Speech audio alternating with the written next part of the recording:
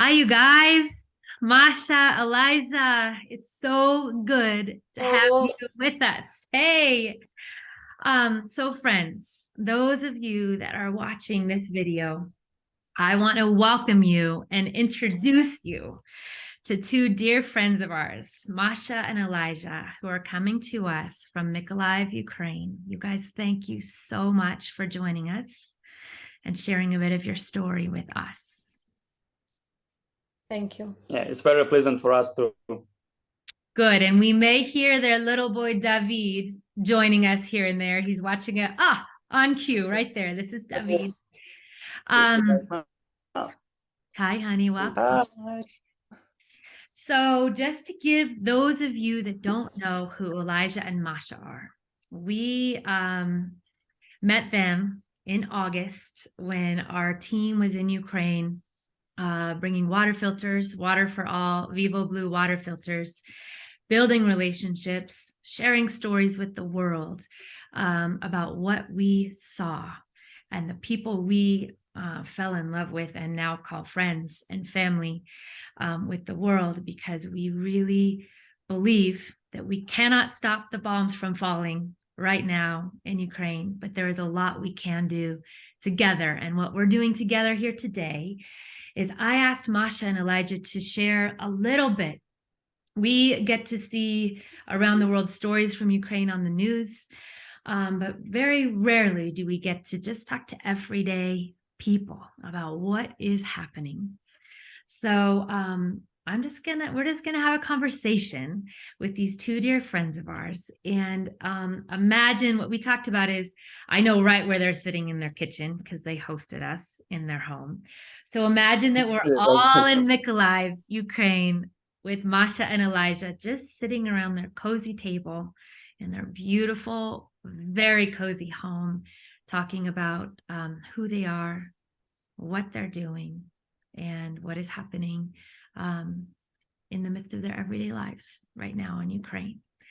So I want to start y'all with, will you tell us what is the work that you do that is keeping you in the heart of one of the most often hit cities in all of Ukraine, what you are doing and why you chose to stay? I think the short version of our answer it's very very clear, because God wants it for us. It's not our desire. It's not our decision. We understand for 100% that this is a God's will for us, for our family, for our church, for our friends who stayed here in Mykolaiv for this time.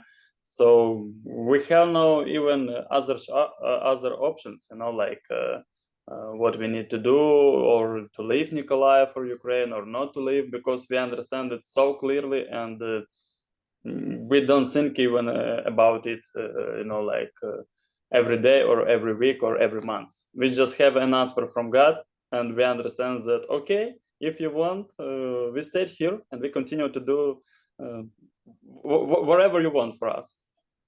Yeah, we decided to stay. We had, of course, fear. We were afraid because Russians, they were just close to our city. Yeah. But we heard that God, he wants us to stay, and he showed us pictures where there is our church serving people in our city. And he asked, if you leave, who will care about these people? So we just saw that big amount of people in the city who were in panic. They didn't know what to do, and not everyone can go somewhere because it depends on money, on possibility, on health. So we and our church, small part of our church, we decided to stay, and we began to help people in the city and soldiers also with humanitarian aid, with medicines, and in the beginning we were helping like 100 people per week, but now we help about 1,500 100 people per week. And also we go to our region that is not in our city. Yeah, we're starting to do it just 2 or 3 weeks ago. We're starting to go to villages in Mykolaiv region and bring them supplies, food, and different things, and speak with them and pray for them and spend time with them. So it's like new level for us, because for that time we served just in Mykolaiv, in the city, inside the city, but now we're starting to do it outside our city and going to destroyed villages and unoccupation villages. So it's like it's like new level for us, and for us like family, and for us like church, and for our team.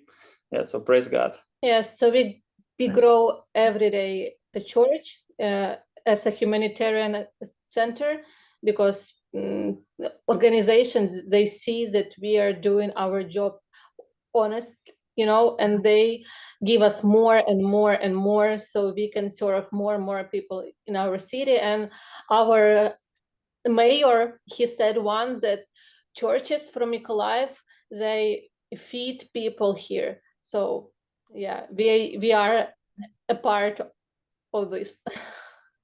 Amazing. Well, and I know when we were there, that one of the other things you do is you are young life leaders and serving the youth of Mykolaiv. And we not only in your young life hub in Mykolaiv, but many young life cities and leaders have taken this space, your beautiful young life club space, and you're still having youth groups and young life clubs, but you also have, as you were saying, Masha, food and diapers and medical supplies and water filters, and so many things to help people be able to survive and have hope and not feel forgotten and gather with the kids. For me, I was thinking as I was preparing for this video, the Young Life Club that I was at, the first one, I don't know if you remember this, but in Mykolaiv, I remember we were sitting around eating pizza. As kids around the world, pizza just generally brings joy and is so fun. So we got a whole bunch of pizzas. International food. Yeah, exactly. And I remember hearing my first time ever an air raid siren. And, I just kind of slipped out of the room and opened the door, and it was so loud. It was so loud. I could feel it just in my heart.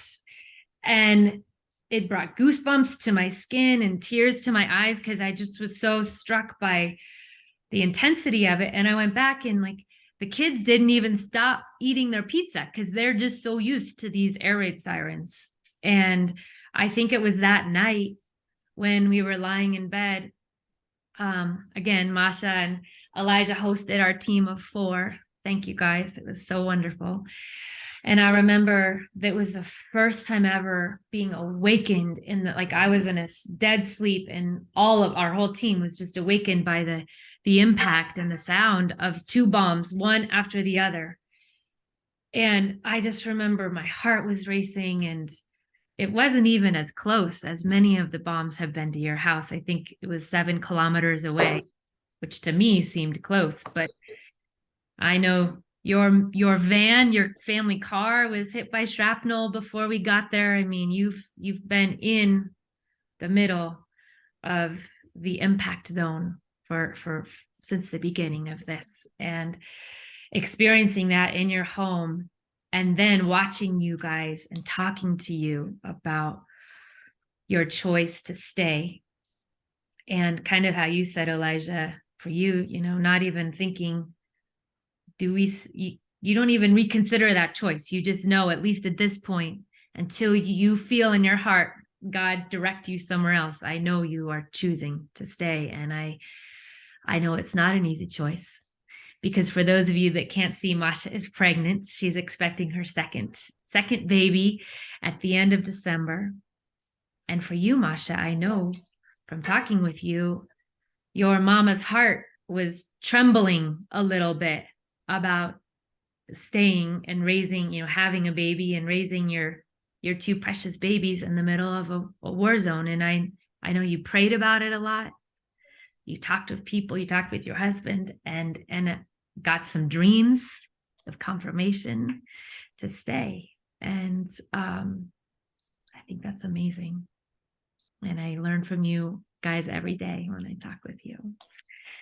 I want to ask you before we move on to another question, since you guys are working with kids so often through Young Life and through your church and just who you are, what do you see is happening in the minds and the hearts of youth, of the youth generation in Ukraine right now who are growing up in the middle of a war zone? I think I speak Ukrainian. Yeah, And sure. Masha translate me because Yeah. I want to be clearly and understand it. Я думаю, что самое важное изменение...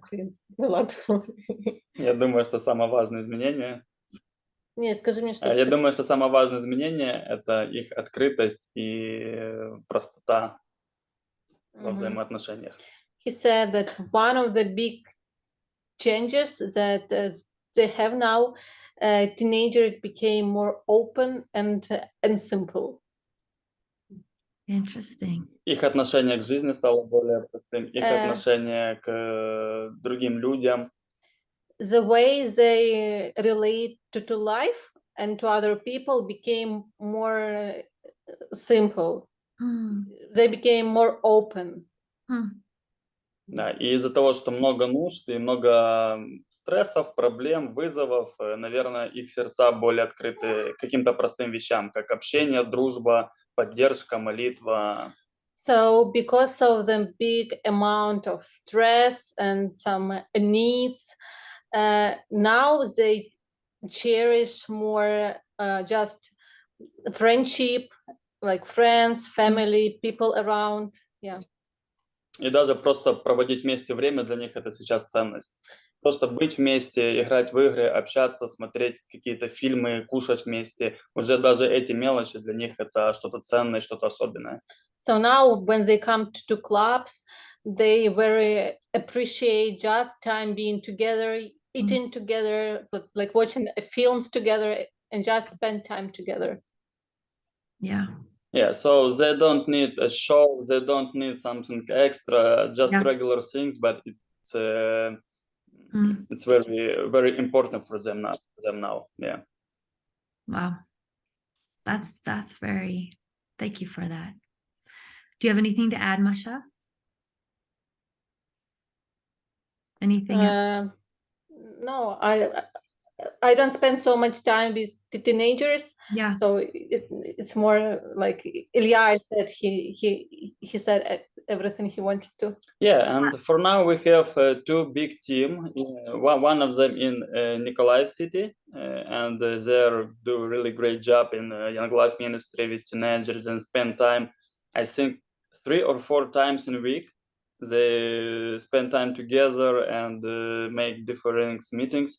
And another team we have in Yuzhno-Ukrainsk.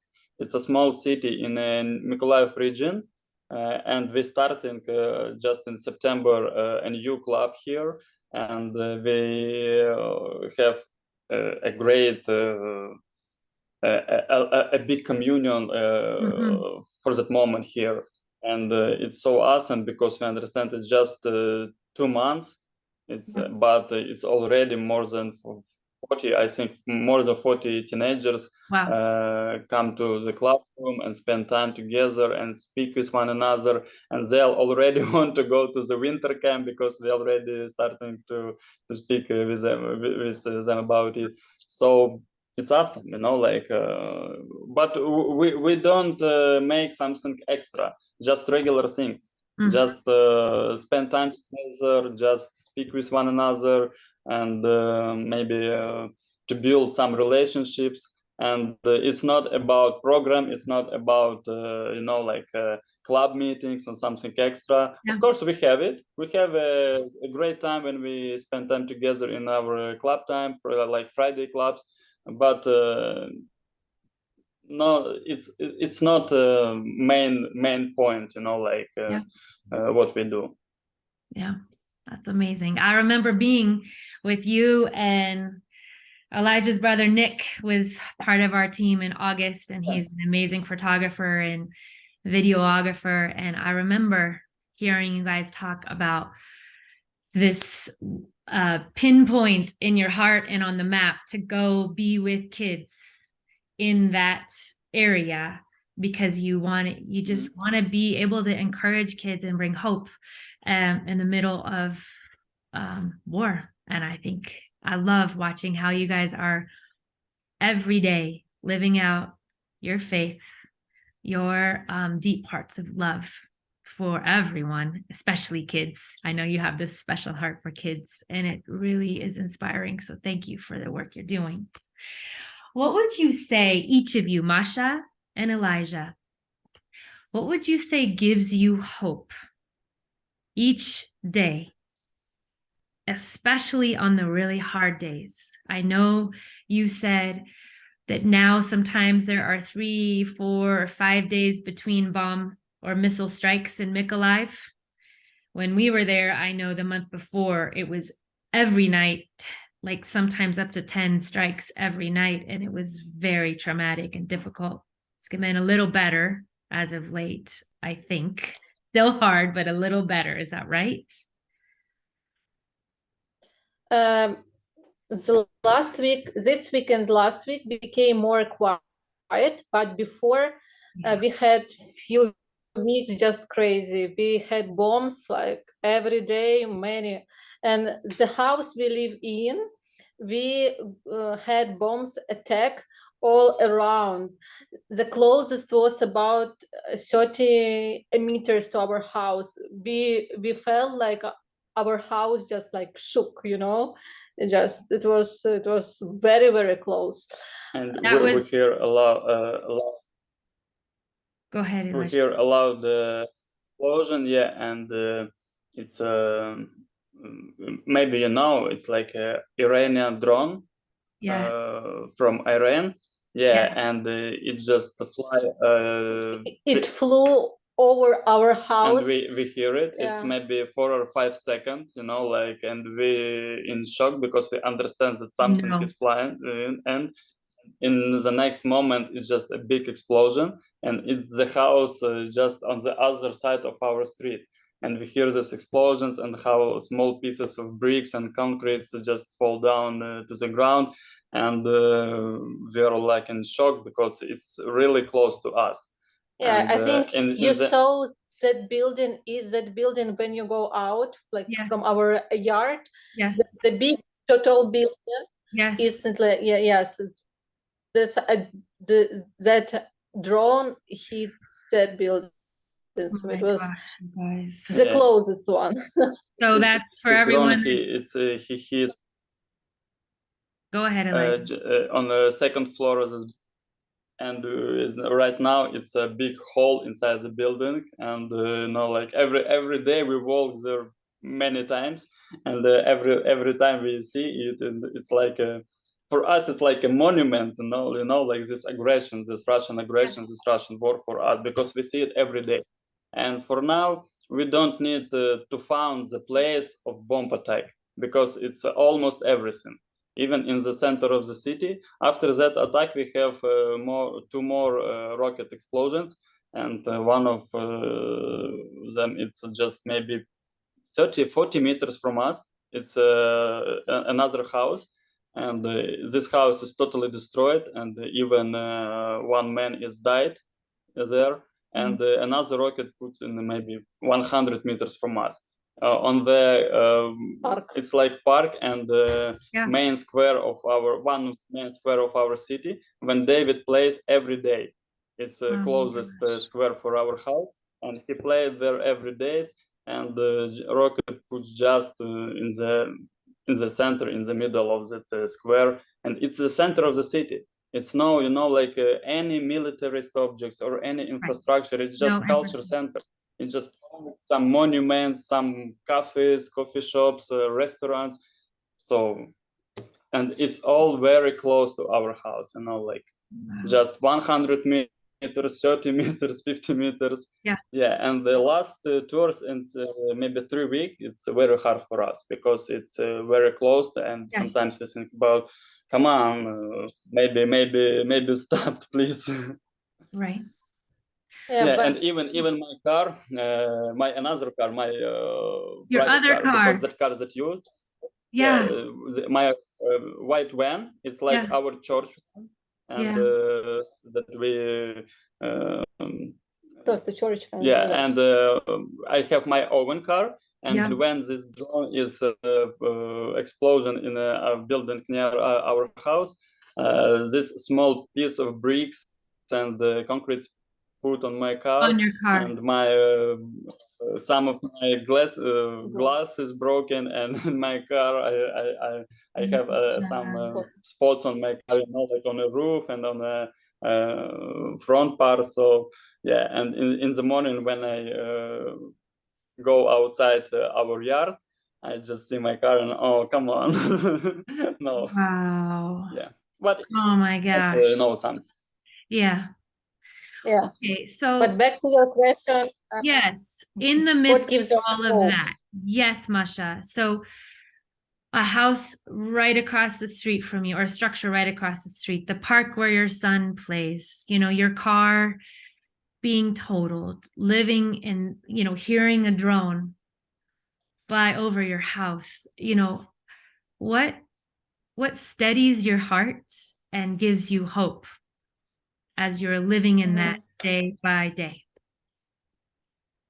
Personally, for me, Yeah. nothing has changed since the 5th day of war, when God showed me some pictures of our city, of our church, and he told us to stay, and he promised me that he will care about my family and that nothing will happen to us. So of course, when we have this explosion just so close to us, we feel kind of stressed, and of course we get tired, and sometimes I can get emotional. Yeah. But you know, at the 5th days, just God placed big a face inside of my heart that nothing will like kill us or destroy our house. So even when it happens, I still know that God is with us. Even these explosions, they could broke our windows or destroy our roof or do something bad to our house or to us, but they didn't. So I just hope in Jesus, and I all the time it happens, I say that God, you promised me, I believe you. So even if the rockets it want to come to my house, God will do something, and it will not. Wow, thank you. Yeah, and as for me, I think that one that gives me hope, it's understanding that God has a plan for me, a plan for our family, a plan for our church actually, and I believe and I trust him that if he really has a plan, has a destiny, you know, for me, for my life, okay, so he provide me. And if he needs that I continue to live and to serve him and to make something in this world, in this city, in this country, so it's not my problem, it's his problem to conquer me, to defend me, to protect me, and other things. And so, of course, maybe for now it's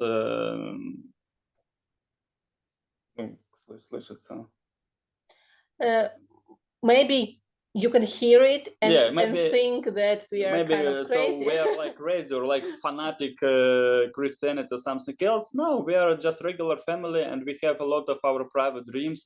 We want to build our own house. We want to have a rest. We want to go somewhere to the sea or to the, you know, like Egypt or Greece or Maldivian and have a rest. We want to have many things. So we are just normal people who continue to live, and but for other side, like Christian, we are under. I understand that my life is not just here, like in the this earth. life on the earth. So the most important for me is to make everything that God wants for me. So, and I understand and I know. So sometimes I meet Him in the heaven, and there is no pain, there is no tears, there is no many bad things. So and we live there in eternity, not for just for 50 years, for 60 years, for 100 years, but in eternal life. So for me, it's the most important things to make everything that God wants from me from that moment. Yeah. Don't cry, please. Don't cry. Hard not to. I love you guys. I want to say just we are happy. We are happy family. I know, that's what I was gonna say. Yes. Okay. So much joy, and one of the most amazing love stories and proposals I have ever heard. We'll have to maybe do a follow-up video. We saw the video of Elijah proposing to Masha when we were there, and I want to end with that, Elijah and Masha, the reminder to all of you watching that when you think about Ukraine, just remember it's composed of, husbands, wives, mothers, fathers, grandparents, grandchildren, just everyday people that have dreams and have hopes and have a lot of courage, have a lot of pride and strength. Some of the most amazing, inspiring conversations and people living out what they're talking about happened for me in Ukraine and in every time I talk to y'all. So thank you. Before we wrap up, I just want to take 1 minute to have a place of pause, a pop, as I call it, for those of you who share these roots of Christianity that Masha and Elijah have talked about. You might call it prayer. Other people, you might call it meditation. But what I believe is, when in the face of violence and fear and all of the things that surround our news feeds right now and surround the lives of many people we love, it's not easy. So I just want to invite us to take a moment to close our eyes together, take a couple deep breaths. And I want to invite all of us who have gotten to hear this story, this short story of these two amazing friends. Just invite whatever words from their story are meant for you to take root in your heart. Maybe it's to plant seeds of hope or faith or a connection to two individuals that you didn't know before today. A connection with people in Ukraine who are being impacted by the war and are living with hope and love, a crazy love. And Elijah or Masha, will one of you just speak a blessing in Ukrainian as we wrap up this place of pause in your language for all of the people listening?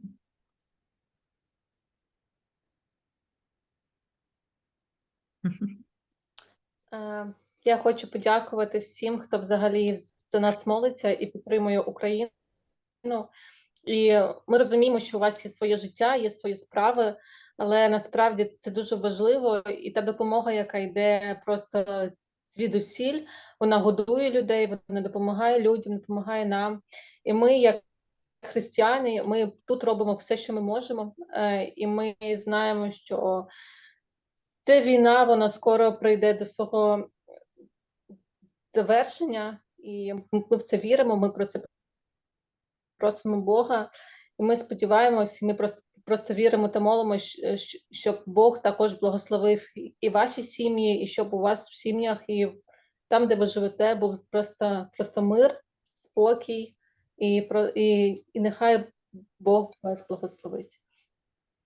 Я також хочу сказати, що ми точно знаємо і відчуваємо, що це не просто війна між двома країнами або між якимись народами, які щось не поділили, але це війна між добром і злом. Бо ніхто з українців, ніхто з нас, ми нічого не зробили поганого для Росії, і ми просто жили своїм життям і хотіли розвиватися, жити і робити свої справи, але так склалося, що Росія на нас напала і почала просто вбивати, знищувати наших людей, наші міста. І до чого це я говорю? До того, що це так класно відчувати підтримку всього світу, цивілізованого світу, кожної країни, кожної людини, яка дійсно переживає за нас, за нашу країну, за наші міста, за наших людей, підтримує нас і різними способами, методами. І в цьому ми якраз і бачимо те, що ми на правильній стороні. Що коли стільки підтримки навкруги, і стільки людей, і просто з різних куточків світу, це якраз одна з тих речей, яка дає нам надію і розуміння того, що все буде добре, і ми переможемо. І після перемоги ми відбудуємо нашу країну і допоможемо всім тим людям, які постраждали, бо ми не самі, і є підтримка, і це дуже круто, дуже здорово. Thank you. So, to those who are with us, thank you for listening to this story. Elijah and Masha, our love is with you. Our prayers are blessings for an end of war, for peace in Ukraine, for Ukraine to, the people of Ukraine to feel surrounded by love of us, of many, many, many around the world. I'm grateful to know you and call you friends and sister and brother. And thank you for sharing your story with us. Thank you very much. Thank you. Love you guys. We love you too. Thank you very much. All right, you guys, thank you for joining. We'll catch you guys later. And until next time, bye. You write me a great question about speak The 3 words? by 3 words. About Let's end with that. 3 words. 3, okay. Yeah, I think about it. I don't have answer when I read this text, but I have answer for now. Awesome. Let's end with that. So 3 words. So Ukrainians are 3 words. What would you say the 3 words are that explain For what me, you... maybe Masha is your own opinion, but for my opinion, I want to say that Ukrainians are not victims, but fighters. Yes. Oh my gosh. So yeah, they are not, and I want that everyone understands that we are not feel. Yes, we are not feel ourselves just like victims. We understand that we are fighters. Yes. Fighters for freedom, fighter for independence, fighter for light, for good things, you know, like, so sometimes maybe it's look like we are victims, but we are not. Amazing. Yes. And I saw that and experienced that to be true. Yes. Do you want to answer that, Masha? Ukrainians are, or do you want to leave that with Elijah? Does something come to you? 3 words? Yeah, because I don't know. No, it's just I need to have time to think about it, because if you think about it, I'll add it to the video notes. I'll do a little note from Masha if you think of it later. Elijah, thank you for reminding me of that question. And I love it. And that is how we're going to end this video. Yes. Okay. So again, goodbye, everyone. Thank you for joining. Elijah and Masha, thank you for joining. We love you guys. Bye, friends. Bye, Thank guys. you for your supporting. Thank you very much. Love you. Love you.